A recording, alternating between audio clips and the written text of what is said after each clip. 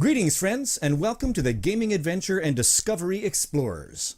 A show about our adventures and discoveries as we explore the world of gaming. On today's show, Updates. Elric of Melnibone. Total party kills.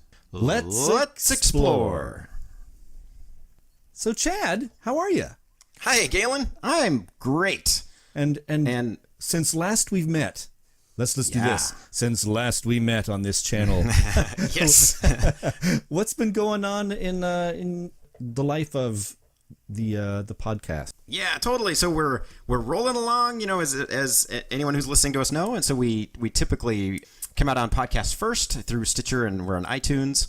And a few weeks ago, we got our first 5-star review, and I wanted to do a little, shout out of appreciation. So it's Friedman Designs, and I happen to know Mr. Friedman. He's a good friend of mine from way back in the day. He was one of my friends who would make characters with us and then distract us, so we couldn't ever actually play games with those characters when we were teenagers. But anyway, he's a good friend and friend of the show, and just want to say thank you. And, Thank you indeed.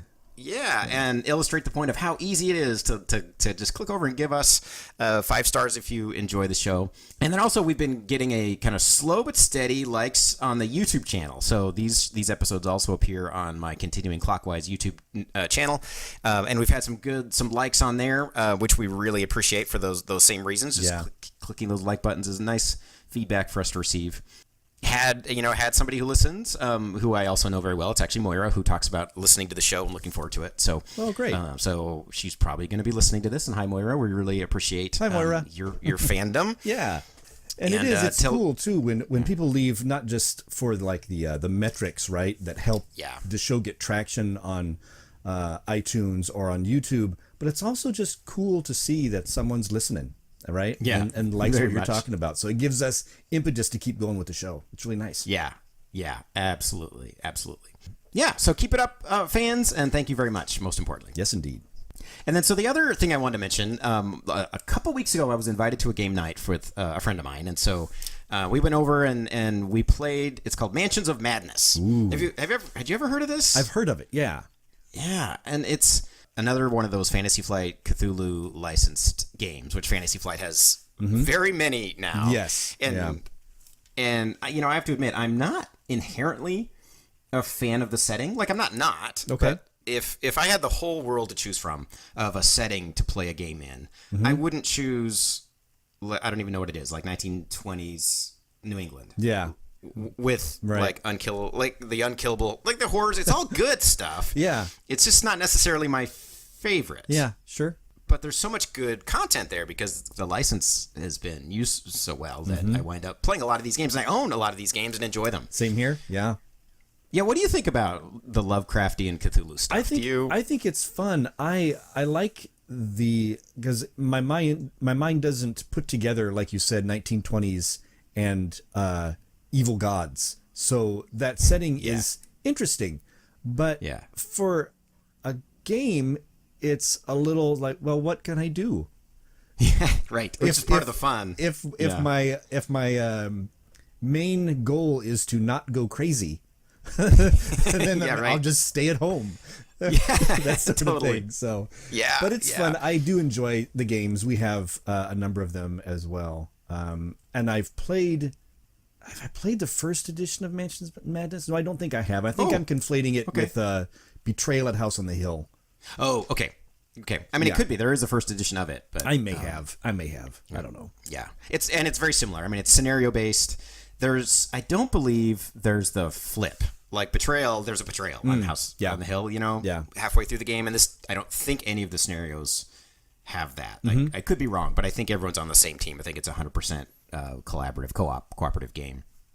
And the fun thing about this, or the novel thing, first I'll say novel and then I'll say how fun it was, is that it extensively uses an app that you have to download. And in our case, our host had it on his iPod, not his iPod, that's 15 years ago. iPad.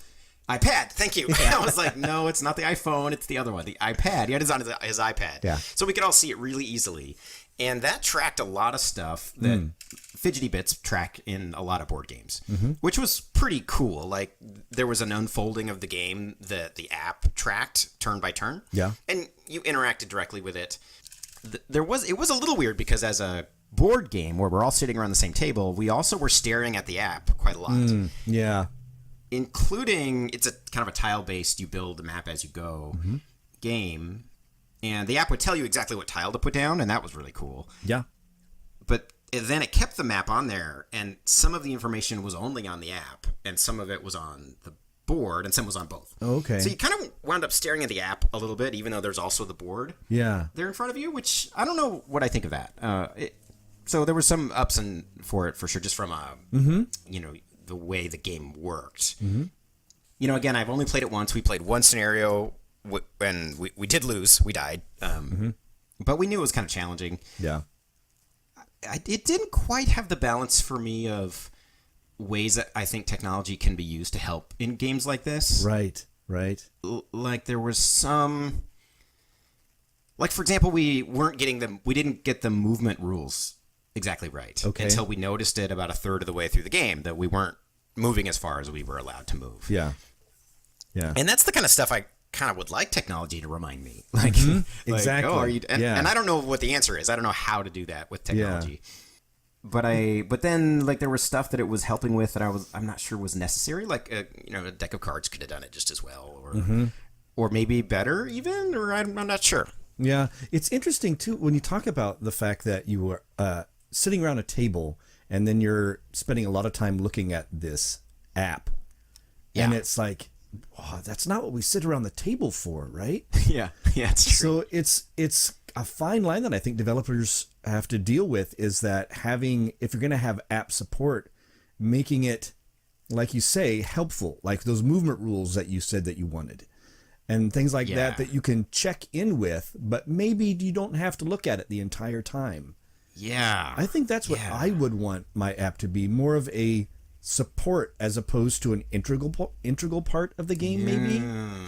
Interesting. I don't know. And then again, but if they pulled it off well, it could totally be an integral part of the game and useful that way as well. Yeah. So I haven't played it, and I've heard it was actually Shut Up and Sit Down, who's the kind of sets the bar for board game reviews on video and audio. They played the XCOM board game, and as I understand it, it's another Fantasy Flight, and the thing about Fantasy Flight is you're going to get high quality, good looking stuff. Like even if the art direction isn't perfect or the rules don't quite hit you right, it's gonna be cool and heavy and neat. So their feedback was that the fidgety part of it, I think the app was used for like a timer maybe, and some of that like made it like real time reactions to the alien invasion flavor of XCOM. And they said that worked pretty well. They had some other quibbles. They didn't really love the game overall, but it sounded like the use of technology was pretty good. Yeah. So I think that timer element is one that could be fun if you wanted that to increase the anxious feel, which I often do, frankly, when it comes to gaming. That's kind of why I game, because you can control that anxiety. Exactly. Yeah. Versus before we started playing, we were talking about job hunting, and that's an anxiety that's very not easy to control. Yeah. It doesn't just go away when the game is over. Exactly. Controlled anxiety is way better. Yeah, that's what I like. And it's funny because I know not everyone is like this, but my favorite moment in a board game is that moment where I bodily feel legit anxiety about the outcome of the board game. It's like watching a horror movie. Yeah. It's the same thing. Yeah. It's like when it touches me in a way that disturbs me. Right. Because I know it'll pass, and I know I can control it and all those things now. Well, that sounds interesting. I really want to try it. I love trying out new stuff like that. And as a side note to this, a long while ago, I backed on Indiegogo this thing called Dized, D-I-Z-E-D. But anyway, they were going to come up with an app that you could use to learn board games. And board game designers would be given a set of tools by the designers so they could enter in like all of the cards and stuff. So everything you need to learn to play the game, and it will walk you through it. So it'll show you like, you need to flip over this card and roll this dice or do this thing or put down your workers or do all this other stuff. The app would do that step by step for you as you go through the game. And then you can like wean yourself off of it as you go. I back that immediately. I'm still waiting for the apps to come and the games to come and stuff like that. But I'm always interested in to see how technology can aid my gaming. And that's a really good point. You know, in computer game, video game design these days, there's almost always a tutorial level. Yeah. Either explicit or not explicit, where, like, and again, I don't have much time to game these days, but, you know, I was playing Halo 3. And every time you start playing Halo, even though the controls are, if you're playing it on an Xbox, the controls are pretty much the same and very intuitive. You always start like half paralyzed. All you can do is look up and down, and it makes you like look up and down, and then pick up a gun, and then and it ramps you up. You know, and it's not technically a tutorial, but it's totally a tutorial. It teaches you the game one thing at a time. Yeah. You know, I was thinking about the D&D starter set that's out now. You know, that was out even before the books were. And that's close. Actually, that does a pretty good job of doing the same thing, where the rules, it's only a subset of the rules. Yeah. So and you have the character sheet that gives you a little bit more information. The first dungeon is very, quote, normal, and there's enough to get a legit flavor, but it's not complicated, and there's a lot there for the DM to hook onto and to follow along with. So anyway, I guess tying this back to what you were saying, like I really see there's some more opportunity there for board games. Yeah. To have that ramp up. Yeah. The scenario-based ones, it's a little easier, like, Mansions of Madness or, a lot of those. Because you could, a lot of those scenarios are simpler to begin with. But, you take another game like, say Rex, which we played last year, or Battlestar Galactica, these kind of big Ameritrash, complicated games. Yeah. There's less of a ramp up. Like, there's a little bit, but not much. It's pretty much just play the complicated game. Yeah, exactly. Sit down and organize all your pieces and go for it. All right. So any other updates? I think that might be it. I think that's it. Yeah, I haven't had much time to do gaming, so I'm looking forward. I got some free time now stretched out in front of me for a little bit, so I'm going to try and get some more gaming in here. Nice. Yeah. Nice. And baseball season is about to start, right? That's right. We're coming. It's coming. Did we say it already started? The Mariners are 2-0, right? Out in front. They are. It's so weird because they started 2 days ago, and now we wait another week. Yeah, and play more exhibition games, right? Yes, more spring training games. Yeah, it's really bizarre. Particularly strange to me. Yeah, exactly. So I once, in 2002, I think 2001, when the Mariners were quite good, 2001 especially, of course. Yeah. They had a 14-inning game on a weeknight that I went to with some friends of mine, and. So one thing, and that's something I just will always remember. I'm glad we stayed till the end. Yeah. Turns out there's a 14-inning stretch. In baseball, there's a 7th-inning stretch. Right. And if you make 7 more innings, they do another stretch. And it was the winning run went in on a balk, which fun. I barely even understand what that is, and no one in the stadium knew what it was at the time. They just knew they could go home now. Yeah, the game's over. You won. Yeah, all right. The 103 of you that are left at midnight on a Tuesday. Yeah. you can go home now.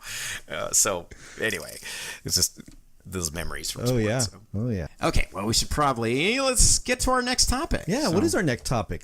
I'll let you pronounce it. Go for it. Yeah, well, and I don't know that I'm doing it right. So so Elric of Melnibone is a figure. As I was prepping for my D&D 5th edition campaign, which I talk a lot about, on this podcast, I was inspired. There was a scene that I had in mind to put into the game that echoed something that I remember from one of these books, so of Elric of Melnibone, and so I went back digging in and reread the origin novel of him, and that got me just thinking about it. Wow, this was a character that I did and still do love, and Michael Moorcock is a writer who's still alive, who I personally just adore and have for a long time. Yeah.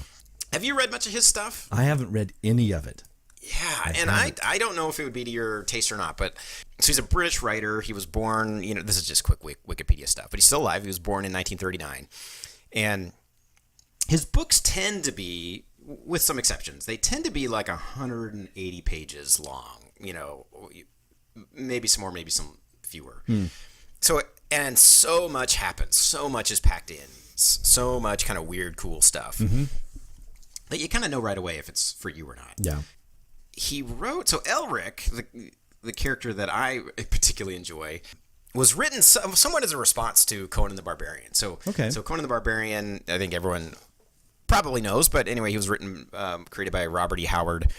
And then after Robert E. Howard died at a pretty young age, I think two more writers wrote further stories and novels, and actually I can't remember their names, but and then he has a long history in the comic book world, and so he's this kind of really swarthy barbarian who kind of walks the earth and wouldn't work very well as a D&D character because I think he's just too good. His strength is off the charts. His probably his dex, his constitution, everything. Everything. The only thing that might not be is his intelligence because he's not really educated in a conventional sense. He's from he's a barbarian. He's from in Samaria. Yeah. But everything else, even charisma and wisdom, like he's not stupid. Nope. He's never portrayed as stupid. That's good stuff too. But Elric was designed as a bit of an anti Conan the Barbarian. He's an albino, and he is only, and he would be a low constitution in D&D terms. He's only alive. It's explained in this kind of origin novel that I just read because of the kind of herbs and drugs that his family is able to put him on, and the story opens with him as emperor already. The emperor of Melnibone. And again, I think I'm saying that right. There's the little, accent on that last E. Yeah. But I'm sure, I don't know. It's close enough. Yeah, exactly. The character first appeared, I think, in 1962. Just in some either, short stories or novellas or something. 1961, The Dreaming City is the first one. As a novelette, it's Wikipedia tells me. But the book I just read was written in 1972. So notably later. Okay. Moorcock wrote them, like I said, kind of started in the middle as an adventurer. So Elric is an adventurer and kind of ends with, I'm pausing because it's like a major spoiler, right? Because it ends in a very dramatic, final, great, very final way in what has then been published as Stormbringer. So anyway, so the main thing about Elric is that he's an albino, but his sword is very iconic, and I don't know if it's the first that I know of this black, semi-sentient, soul-stealing sword named Stormbringer. Ooh. So as far as I know, and I'm not an academic, so I haven't researched this in depth, but I believe any of those soul-stealing swords, the black swords that you see in other literature, there was one in Hoard of the Dragon Queen, and here in I think every computer game has some version of that. Yeah. I think it's a callback to Stormbringer, and actually, in these works, Stormbringer has a sister blade called Mournblade. So Stormbringer and Mournblade. Ooh. Which I think is just the coolest. This is part of why I fell in love with him. It's like that's just the coolest thing. But the thing is about Stormbringer, especially, is that it's semi-sentient, and all it wants to do is just kill and drink souls. And then Elric gets energy from all the souls that are killed by Stormbringer. So Stormbringer kind of pays him back a little bit in the currency of soul energy or something. So as long as Elric has Stormbringer, he's not dependent on the drugs and the medications anymore. He gets more strength from that. And in the later books, it didn't happen in the one I just reread. He'll have these huge battles, and he'll be just bulked up on these souls, because he's just been slaughtering his enemies, and he's not literally buff, but he just feels strong and powerful and at his best after having just killed all these these people. Wow. And he's the thing about Elric too that is unusual is that he is not part of the hero's journey. That Joseph Campbell stuff, the hero's journey, Luke Skywalker stuff. That is not Elric. Elric is a tragic anti-hero. Okay. And so he starts as an emperor. Yeah. And for all his trying, and even in the book I just read, he starts as an emperor in essentially an evil culture that's used to just torture and domination and power. Oh. And he starts in this position of maybe we should just not murder all the time. Maybe we could just slow down on that. Yeah. Maybe. And everyone thinks he's a freak, about that. Uh-huh. And doesn't understand, and it puts his rule in jeopardy. Even his closest advisors who like him don't understand what he's talking about.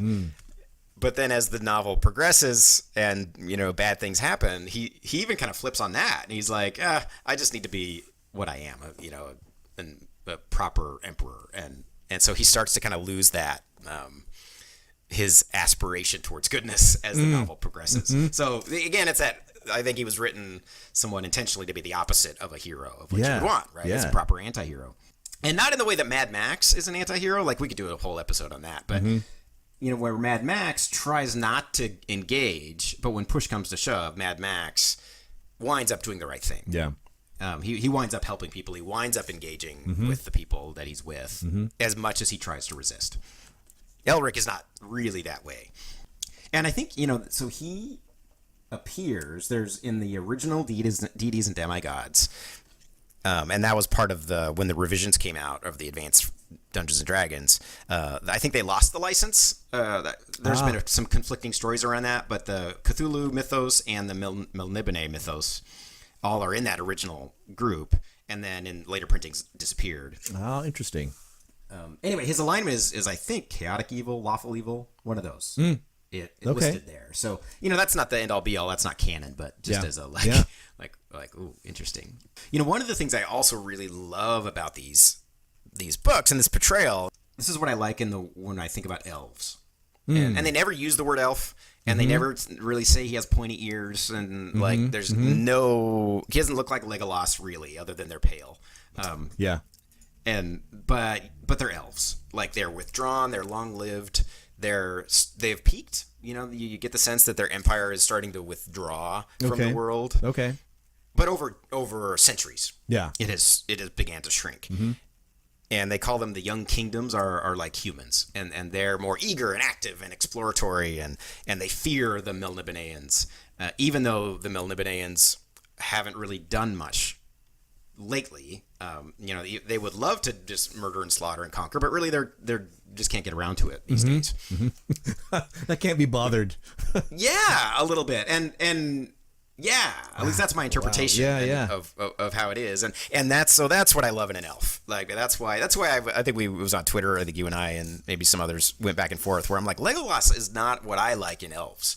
Like I like the Elrond a little bit, where he's like, again, withdrawing of the we can't get involved, or we tried that once. We lost the ring. So how did that go? We're moving on. And it's all the more fun to me in Elric because it's that evil bent as well. And I think Michael Moorcock just gets that in a way. It's in a way that I really like. He has a few other books, and Elric is, I think, the only one that you would consider, I would call evil as far as his protagonist. Okay. And Elric is a readable kind of evil. Like, he doesn't kill for fun, really. Like, he just gets in these kind of political positions and winds up doing evil things. Generally what. So he kills for advancement? I'm trying to think. In this one, he's actually pretty good. Okay. It's more, part of it is there's a scene where the young kingdoms try to invade Melnibone, and there's some choices about what do you do after they've won the battle. Like, do they slaughter everybody? Do they torture them? How do they handle that? And Elric doesn't mind torturing in order to get information. Okay. Like, he doesn't think twice about that. Yeah. All right. So, as an example, and his relationship with Stormbringer is really complicated later on. Now, Stormbringer only gets it at the end of this book, so I and it's been many years since I've read the others, but he winds up carrying a sword that drinks souls. Yeah. There's no two ways around that, really. Right. And it's a classic tragic story, right? It's like you understand why he feels like he has to. And also, come on, like, good people don't do that. Like, good people don't. Yeah. You just don't. Like, man, maybe we all have the potential to become evil. I think there's a great argument to be made there. But it's interesting because you mentioned the anti-Conan, and I was like, Conan wouldn't take that sword. Oh, no. No. Conan wouldn't do it. No, not at all. No, Conan... No, and actually, I just found out, just as I was doing the research for this, that there's a comic where Elric is in a Conan's world. And I actually want to research that. Read that. It's from 1971, it looks like, or something. 72.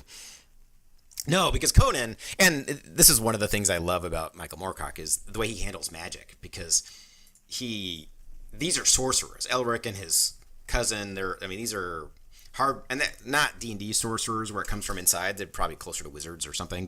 But they summon, and they speak with gods and elementals, and they have this really complicated relationship with kind of magic and the magic world. Yeah. Where Conan wouldn't even fool with that at all. No. He would not, he hates it. Yeah. It's totally anathema to everything that he's about. Yeah. Yeah. And, I think part of the reason why I like Conan a lot, but one of the things I think Elric is more my kind of character is that Elric is complicated. Like, his decisions are always complicated. It sounds like it. Yeah. Yeah. You're rarely sure which way he's going to go. Mm-hmm. And Conan, you pretty much, once you figure out that Conan actually is good, even when even when he doesn't have to be. Mm-hmm. And also, Conan has the privilege of having a perfect body. Right. And I don't mean that in some sort of, sexy way, though. Also that it's totally healthy, and strong. It's just he's always strong. If it's he's always the strongest, and he can always break out of something, and he can always live long enough to be rescued. Yeah, right. And, which is awesome. There's good stuff in there, but the other thing I wanted to mention just real quick about the Elric stories is that so Michael Moorcock had a meta kind of plot that he wove through a lot of his stories of this eternal champion, where many of his protagonists, including Elric, were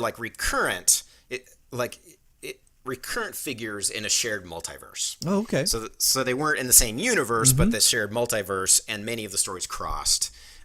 Gotcha. Crossed multiverses, which was some kind of cool stuff. If you like that, that's another thing. Not every story deals with that at all, but many of them do. And there's some where there'll be a ship. I think it's even the second book or something, where it's Sailor on the Seas of Fate, where they wind up on a ship where it's 6 different eternal champions, and what that looks like. And then, frankly, that's not my favorite part of his writings. Yeah, I'm not quite sure why, but it's kind of cool, That sounds really interesting. I'm gonna have to check it out.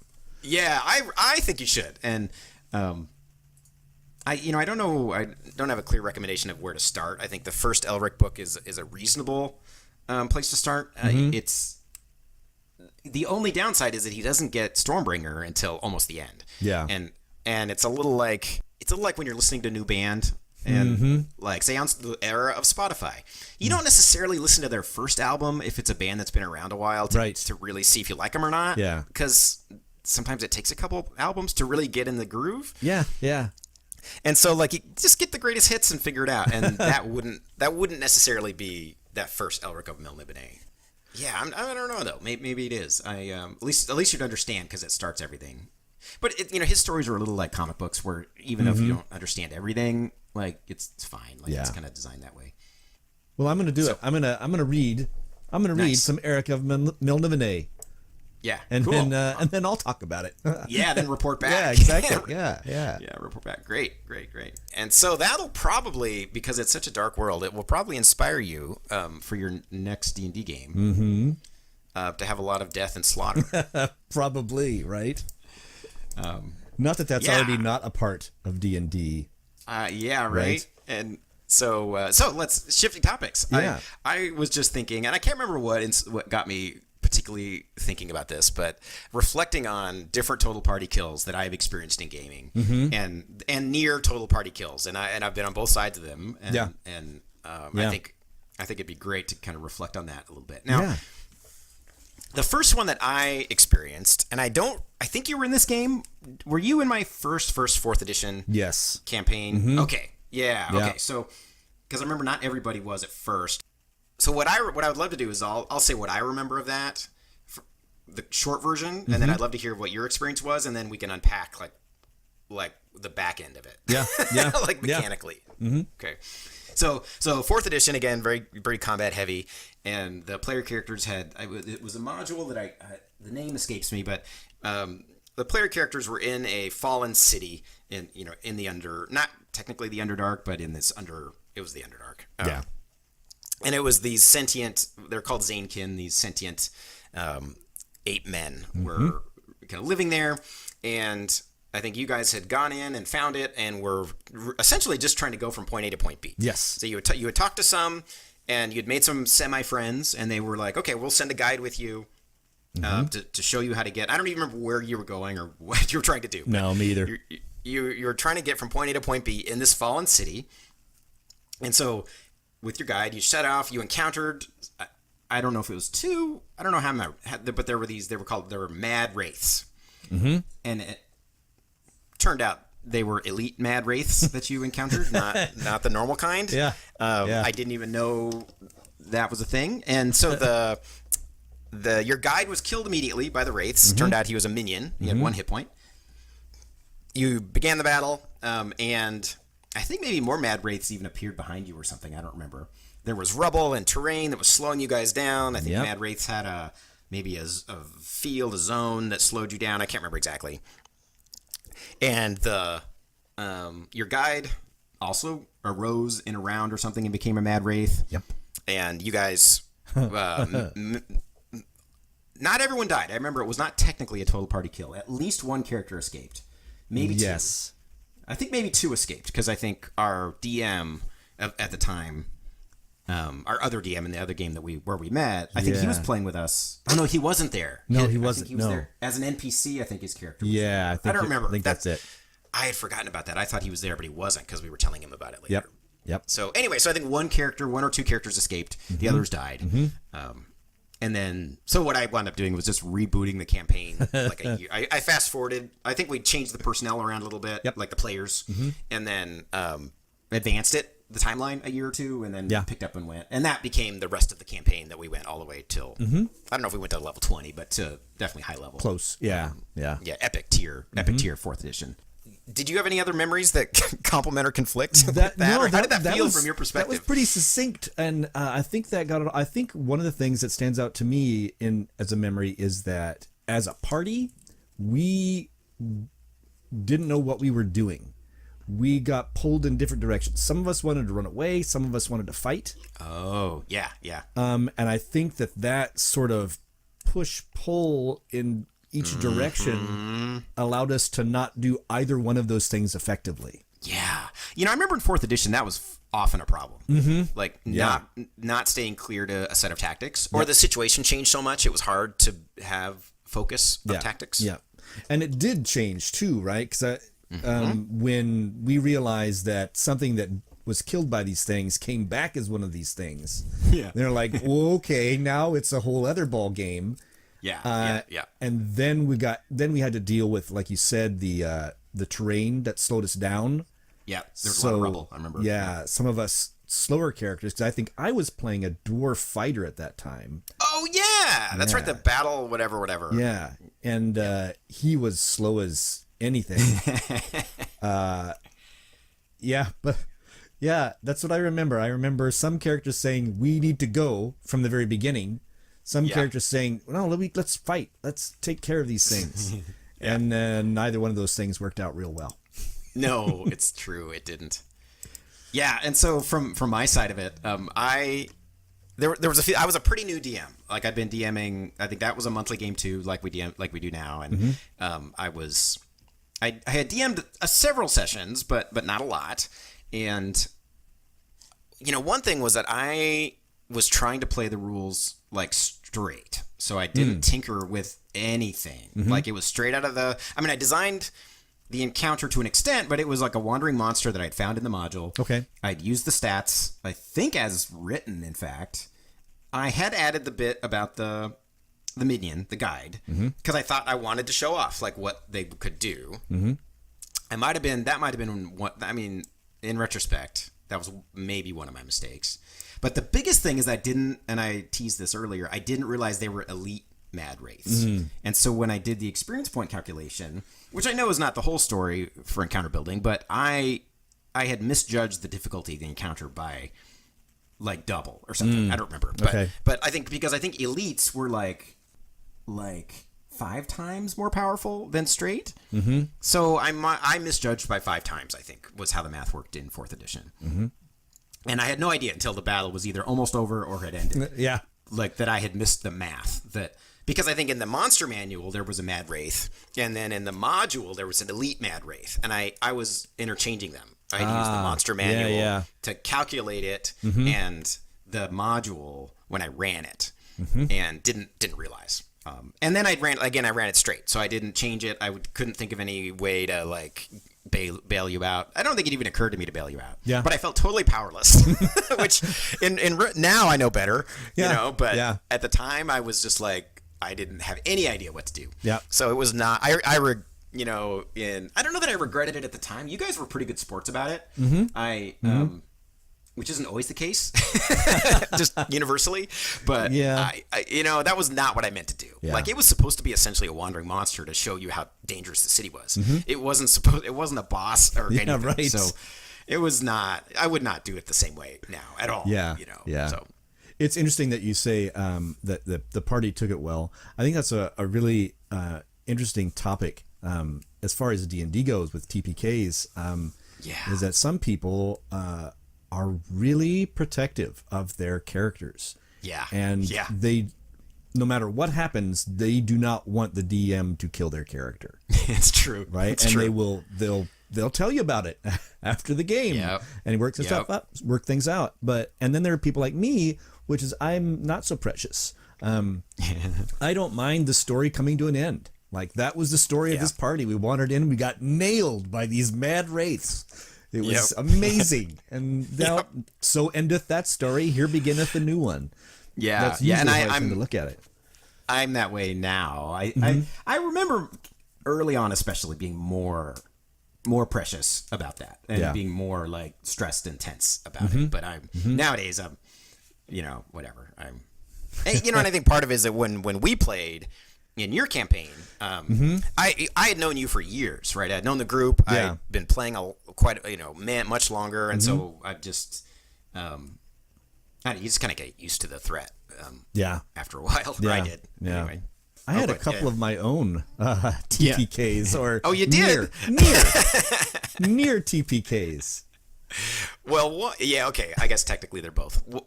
Yeah. Because my character died. Yes. So let's talk about that. DM. So this was in the 5th edition Curse of Strahd campaign, and the characters were these are going to be a little bit of spoilers for this in case anyone's going through the Curse of Strahd stuff. The party had made it to Argynvostholt, which was that's right. Basically the home of a bunch of revenants. Undead warriors.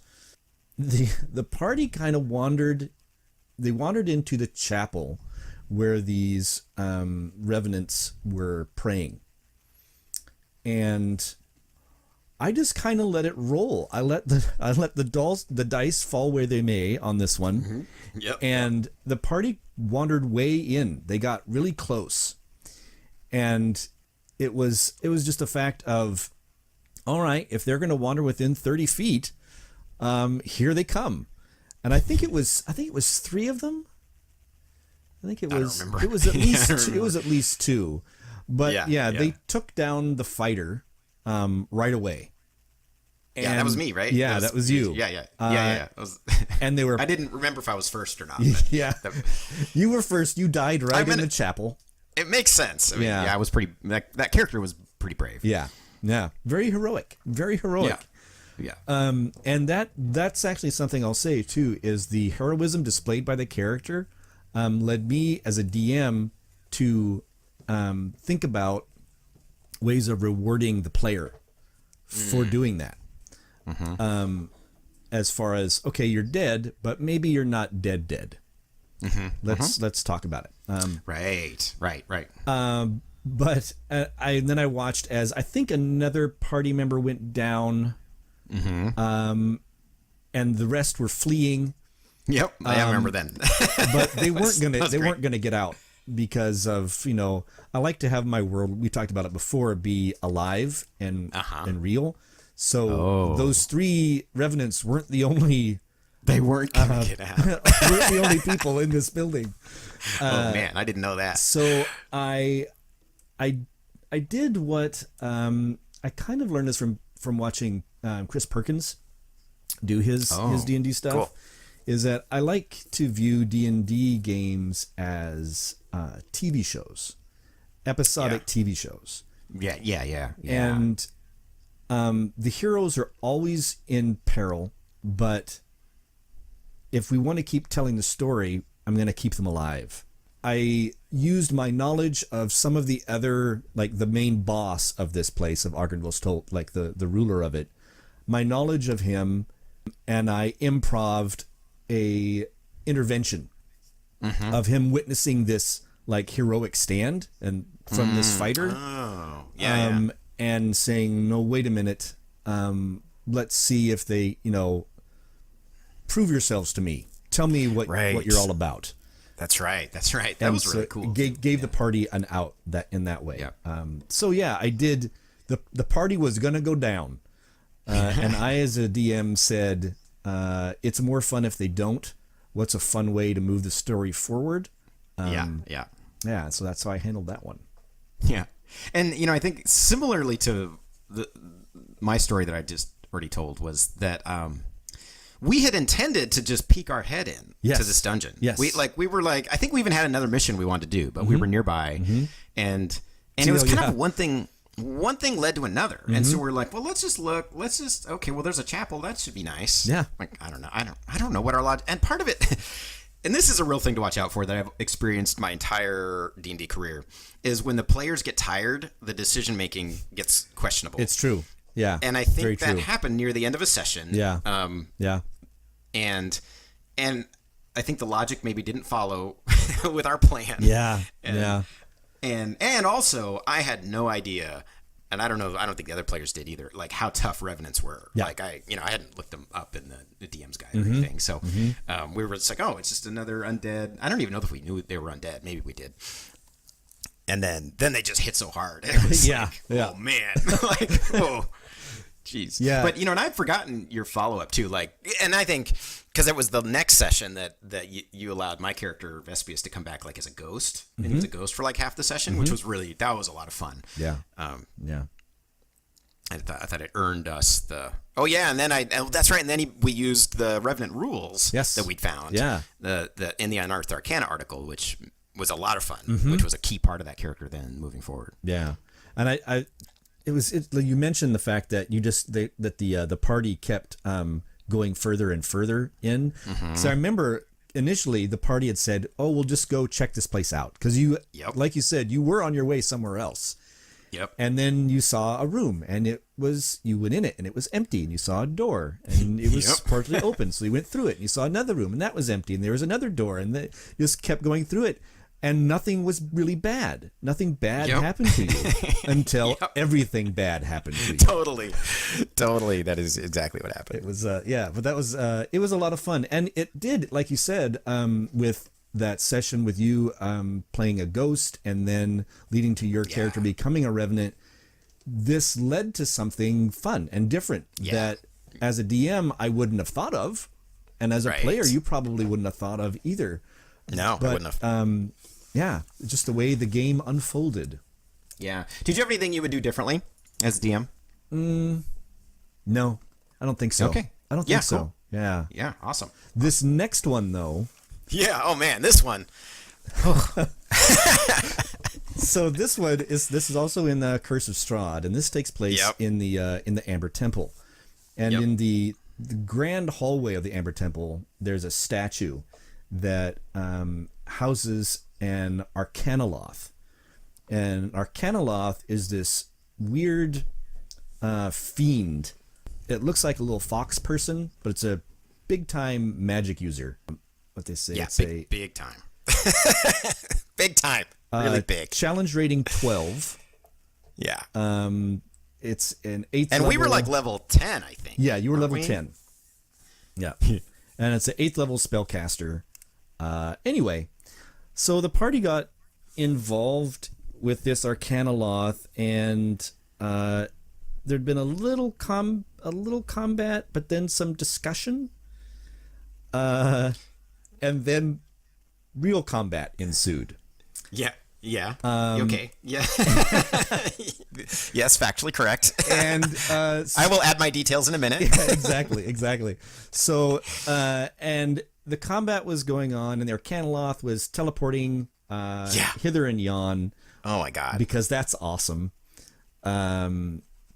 It was pretty cool. And I wasn't even inventing that. It's just real. That's in his action block. He just teleports. Yeah, I bet. It's fun. No, I believe that. Yeah. So anyway, I added a wrinkle to this one, something that wasn't in the module. And this was because of, again, I'd listened to Chris Perkins run his Curse of Strahd game. And there's something that he mentioned about the Arcanoloth that I thought was interesting, and it's the fact that they are big-time deal makers. And they go from world to world and like plane to plane, right? And they contact everybody. No one is outside of, no one is beneath them as far as like trying to make a deal. And they hire bodyguards as well. And I think it was mentioned that they'd even hire like undead, like Death Knights or something like that. And I thought, oh, Death Knight, that's fun. So I looked up Death Knight, and that Did you read it? That led me to Lord Soth. Yeah. And so I gave him a helper. I gave him a friend. And so reasonable. Yeah. A few rounds into this combat, I introduced Lord Soth, a Death Knight, who I think is probably another 12th. At least. They're high. I think they're even higher. CR17. I would have guessed that. I literally would have guessed that. Yeah. And okay, now this, and things went as you'd expect. We got our clocks clean. You got your clocks cleaned bad. Yeah. And quick insertion, then I'll have other things to add once you're done. But it was a very satisfying clock cleaning. Like, I felt like we were getting our butts kicked. Against the Revenants, we just died, immediately. Yeah. And this one, they were, like, throwing us around. And, when we were powerful enough to heal a little bit. Yep. So we had this vague sense that we were fighting back. But not, we really weren't. I mean, we were just, like... If it was pro wrestling, it's like we were just selling it really good. We were selling really well how badly we were getting whooped. Because we were getting flying all over the place. Yeah, you got whooped pretty good. Yeah. But then as I saw that the party was going to go down, which is kind of what I expected, I used another thing about the Arcanoloth is that all they're interested in is accumulating knowledge and power. So they wanted things like magical artifacts off of the party. The party didn't have anything. No, we were there to find You were there to find magic stuff, and you had nothing. Yeah. And I had a scabbard that didn't fit any weapon. Yeah, exactly. That was your magic item, right? A magic scabbard that holds no weapon. So anyway, then I tacked that on with the idea that the Arcanoloth was kind of on his way out anyway. He'd already been through this place as much as he wanted to. So I had him rifle through the party as they're down, and then he and Soth teleported away to some other dimension. Yeah, it's like a TKO in boxing. Exactly. And it's like, okay, I know you're not down yet, but we're just going to call the fight. Yeah. And you did it in a great way. So what do you, what's your take on this from a player perspective? Well, I felt like the ending, we'll start there just because you just mentioned it, felt natural. Like you sold it well, and even though I think I assume everyone else kind of recognized that you had just bailed us out. At least I did. But I didn't want to say it because I didn't want to kind of, lose the narrative, But so what I remember about this, because we'd gone down some steps and the statue had like fired like it's either chain lightning or a fireball or something, and it killed the non-player character who was with us. Yep, sure did. Outright. Yeah, and that's fair play. Amber Temple's dangerous. Yeah. And I think part of why I'm indignant about this, like not in a real emotional way, but just in a D&D way, was that I thought I was so clever. Both Vespius and Chad were very clever. We were not. We kind of were though, and so that's what I'm like. I hate what happened because we negotiated. We figured out we flanked around so we could get closer to the statue. we communicated with it. We engaged. We found out there was someone in there. Mm-hmm. We talked to him. We found out he wanted something. Like he wanted stuff, like you were saying. He was a collector. Mm-hmm. I think we tricked him because we didn't have any magic items. We definitely weren't going to give him whatever we had. Yeah. And we tricked him to come out. Oh, he was losing. He'd lost his tail too. Yes. I think we lied. And yeah, said we you played on his vanity. Back. Yeah. Yeah, and I thought we were just so clever about this whole thing because I was banking on the fact that the statue was a critical part of his power. Ah. I was wrong. I had made that assumption because I just thought I thought I was clever and had figured him out. So I thought once we got him out of the statue, we had him. You know, that he would be much diminished in strength, and no, that'd be that. Yeah.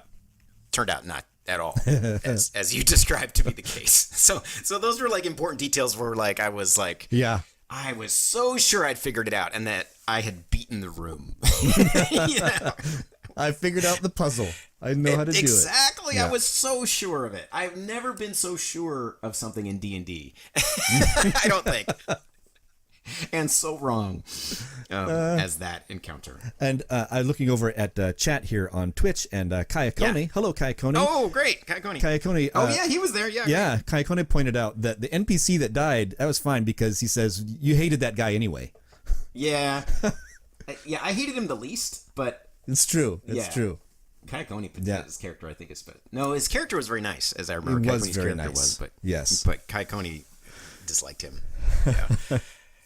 So this is another thing I'm going to bring up about the TPK thing and just sort of my view of dungeon mastering. And I think this will be my hot take. Oh, on do we do that mastering. On this show? I'm going to do it. Let's try it. Let's try. I pay zero attention to challenge rating when I design encounter. I don't look at it at all. Oh man. At all. Okay. I'll go through a monster's stat block, look at like AC and like the defenses that the party would need to hit. Uh-huh. And I'll say, all right, that's a thing. And then I'll look at their average damage and how many shots do I think from this thing it would take to kill a PC. Uh-huh. And I'll look at that. And then the overriding factor is coolness. Is it cool? Will it be cool for the party to fight it? Yeah. Even if I fudge it a little bit? Because I think in my mind, I wanted this to be an epic kind of deal. A story for the party. Okay. We fought this thing. We fought this other thing. And yeah. So that's my thing. I think it will probably lead to more TPK-ish situations. Yeah.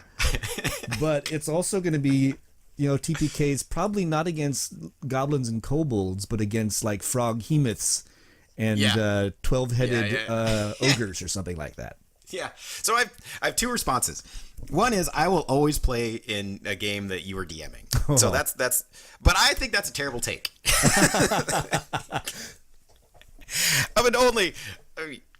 Because then you have 10th level characters fighting Lord Sothan and Arcanoloth. It's true.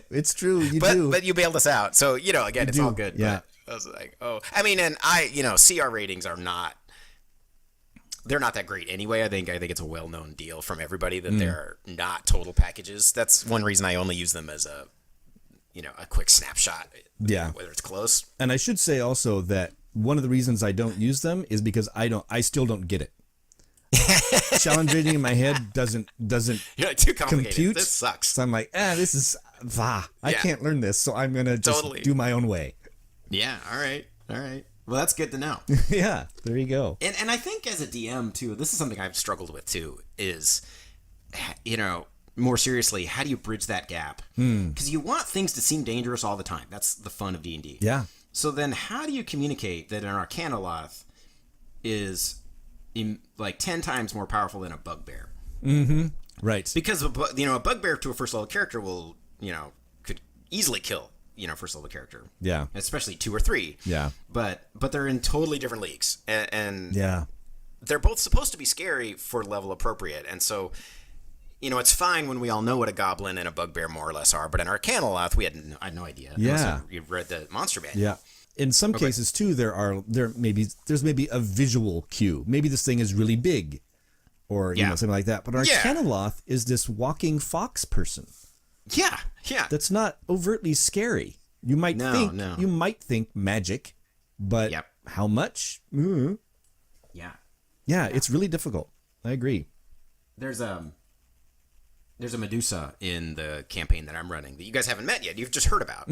And so I'm kind of wrestling with that too. I'm like, well, how do I communicate the actual... You know a little bit about Medusas because you know about Medusas, but you don't know...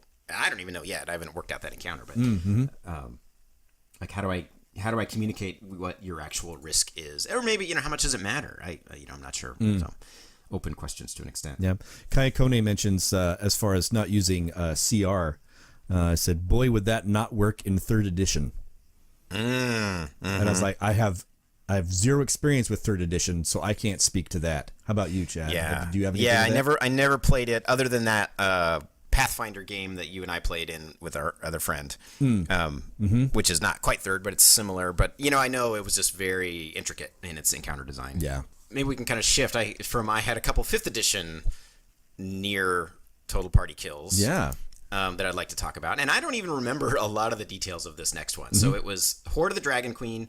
I remember my parts of it, but I don't remember how you guys got out of it. Okay. Or what happened. So it was Horde of the Dragon Queen. It was the first real dungeon that you encounter. And I think you were 3rd level. So in that one, you had kind of come upon Greenest, the town, as it was being sacked.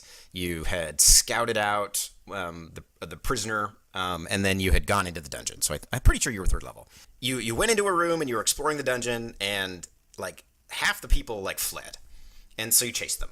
And then we went to another room. I think there were 3, and then so maybe you killed one, and then the other ones fled, and you chased them. And then so you went, and they ran to the boss, and so you had the boss, whoever was with the boss, and like 2 other rooms. Worth of creatures. And so this one I didn't feel bad about at all because y'all had done it to yourself because you had chased 3. You were fighting 3 battles on 1 at 3rd level, and then I remember one funny thing is that your character had cast. I can't remember if it was a sorcerer. It was a wizard. A wizard. Oh, crepuscular, right? The necromantic. This was Idranor, my elven necromancer. Oh yeah, Idrid. That's right. I remember this character, Chad. I remember. That's right, Idrid. That's right. I remember now. I'm glad you corrected me. He had cast Tasha's Laughter against the main boss, which worked for a moment. I think he failed to save. Yep. No, I know he did. Yep. But then other things had gone wrong, and all I remember from this was that your character, many of them were tied up. Got captured. I think you all were dying, maybe. I don't know if anyone escaped. Maybe, I don't remember. And then your character was executed because you had humiliated the boss. Yep. And I have to admit, part of that was because I knew, like you were just saying, that you would think it was fun. You would enjoy the even though you like that character, that you would enjoy the story enough. Yeah. So yeah. And in world, it made a lot of sense. I mean, that was the first thing. World, what would really happen? Execution. Okay, metagaming, is the player going to freak out or be stressed, or will it ruin their week or something? We're human beings, and or ruin their experience with D&D. That's part of it too. It's like, will they ever want to play D&D again if I kill their character? So those are the thoughts I was thinking then, and I decided I would kill you, and then I don't remember how. Because the campaign continued. Like, you were somehow rescued, and you had round 2, and a different session. It moved on. Yeah. What do you remember from that? I remember feeling our oats. I remember we were doing pretty good. Yeah, we're like, you sure thought you were. Let's keep going. Let's go down. Everyone's the hole. fleeing us because of our power. Yeah, exactly.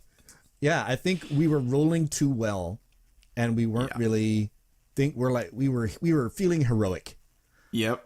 And so we kept going. But I also remember as each room that we went into, each little area that we went into, like one of us would say, maybe we should stop. And then another room, and then maybe another one would say, maybe we should stop, but there were still more of us that wanted to keep going. So anyway, we just kept going too far.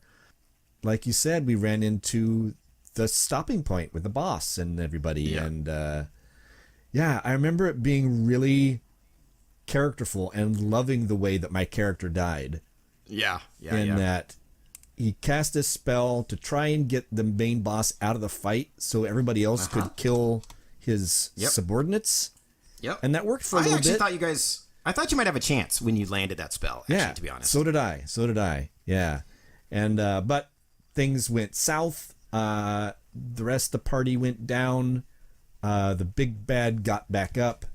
I went down. And then, that was the end of my elven necromancer. Yeah. But it was totally in keeping, like you said, with the world and the character and everything too. And I think it also helped set up that villain in the players' minds as we're gonna get that guy. Yeah, that's true. We're gonna get that guy. Yeah, and he was a pretty low. Really, he was bugbear level strength. Back to that. Yeah. So he wasn't a boss of the adventure. He was just kind of the boss of this particular area. Yep. So that did give him, like you were saying, it gave round 2. The rematch. Yeah, totally. And at third level, you guys this. I think the thing was that he had multi-attack. Yeah. And you guys hadn't really faced that yet. No. And didn't have that many hit points, and so he either had 2 attacks per round or 3 even. I don't remember. Yeah.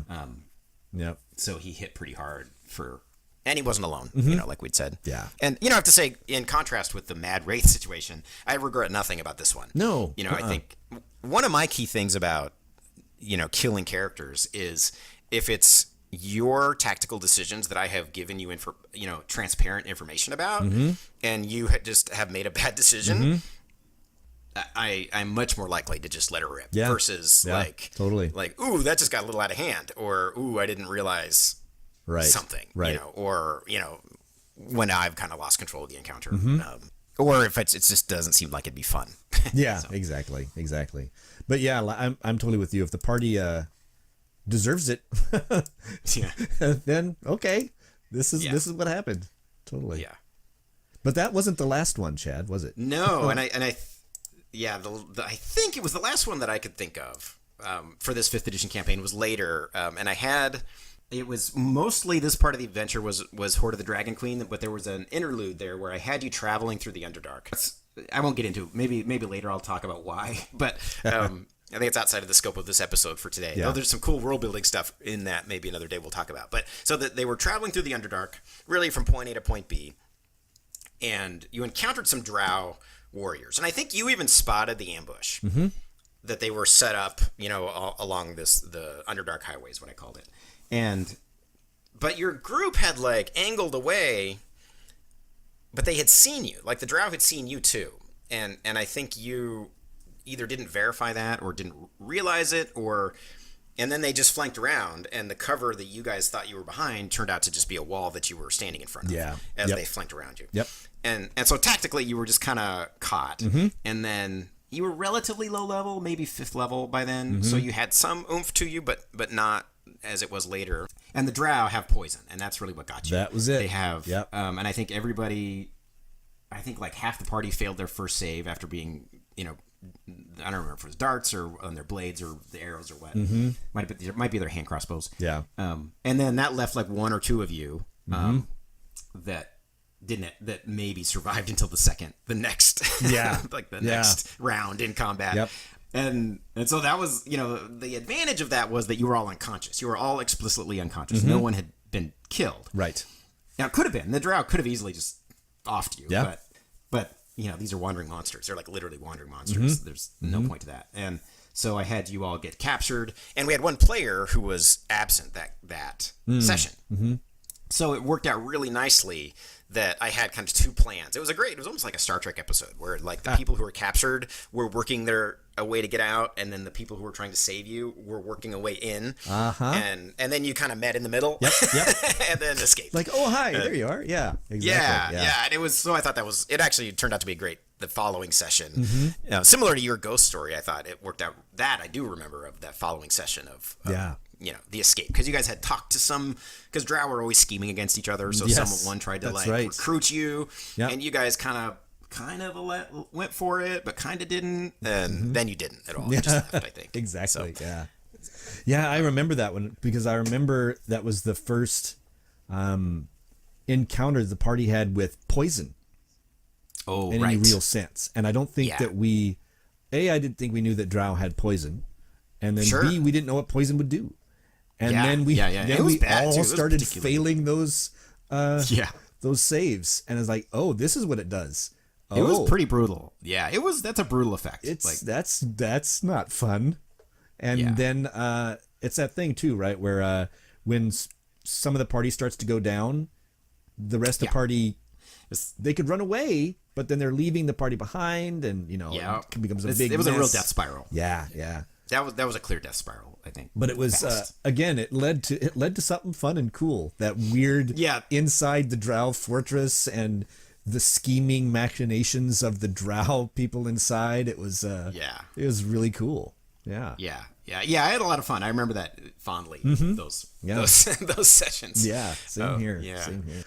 Yeah, and that one I wouldn't do anything with differently either. Yeah. I don't think. As I remember it, that was fun. It was. And actually, just the last thing I think I have to say about this is the difference of low level versus high level. And so even yours were examples of we were medium level. I think we were level 10. 10. Yep.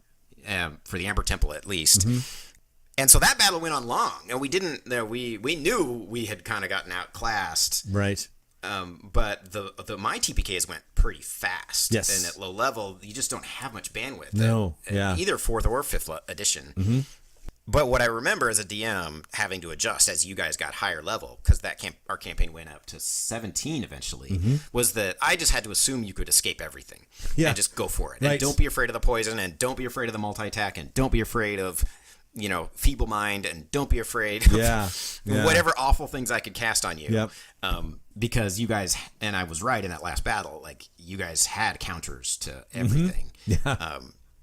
Now there was, there was still cool stuff, but as a DM, I think it's really important to just crank up the volume on your encounters and your courage. And I've seen this advice too, where at first level, first couple levels, be gentle. Medium, it's like, okay, we'll see. And then later levels, just go for it. Just because that's the only way to challenge high level 5th edition D&D characters. I think is just, that doesn't mean making it impossible, but study the stat blocks and use the spells wisely, and get the synergies that you can, or cast that mean spell. Exactly. Give backup to your big bad. Use enemies in tandem and all that kind of stuff, because the party's going to. The party is going to wail on your monsters. Oh yeah. And I think that's one of the challenges of being a good DM, is that so much of it you have to adjust. There's so many small adjustments you have to make in session to session, and then over the arc of a campaign, and especially the better DMs, the better session, the more fun comes from being able to make those adjustments. And one of the things that I think I've mentioned before that I'm not good at is thinking of what to do when it goes wrong in a big way. Like I wouldn't have, thinking, I don't know if you had it planned, but I wouldn't have been able to think of the Arcana Loth deciding that it was time to go because he was bored. Maybe I would, but I couldn't depend on that unless I thought it through in advance. And had that in my back pocket. Things to think about, because when I'm DMing, I get really focused on the details and the tactics, and and I have I'm executing plans as a DM usually, not improvising plans. Oh, that's interesting. That's really interesting, because I am the flip side of that. The tactics tend to go away, and I tend to improv everything. Oh yeah. That is and so I think that's great. As you're DMing, figure out what you're strong at. Exactly. Play to your strengths. Totally. Yeah. I have to say, as a player in your current game, I was a little nervous when you wanted to talk about total party kills. I was like, oh dear, what's coming up next? Yeah, well, Yeah, I don't know. We'll find out. See. Whatever happens, we'll talk about it here. Yeah. And the higher level you get, the less slack I'll be cutting you. Sounds good. But you do not have infinite slack, even at second level. That's true. Alrighty, I think that's going to do it for us for today, isn't it? It is. So everybody, if you are watching this on YouTube, really appreciate it if you enjoy it, to click the like button and to subscribe with the channel. If you're listening to the podcast, which is the main way and the easiest way to listen to this, we love 5-star reviews and we love any feedback that you have to give. If you want to reach out and connect with me, Twitter is the best way. I'm at Continuing Clockwise, which is at CONTCLOCKWISE at Clockwise. And Galen, what do you have to tell the folks? Well, if you like this here on Twitch, you can hit that follow button up top there. You get notifications when I go live on the stream. We always do the recordings live on Twitch. So if you want to stop by when we're recording and give us like questions in chat, stuff like that, we'd love that. You can also find me on Twitter. You can find me at Zobmie, ZOBMIE. It's a good place there to also check in for when I go live here on the stream. And you can also shoot me questions there as well. Yeah. So, all right. Until next time, folks, take care of yourselves, and we'll see you again. Game great. All right. That's that.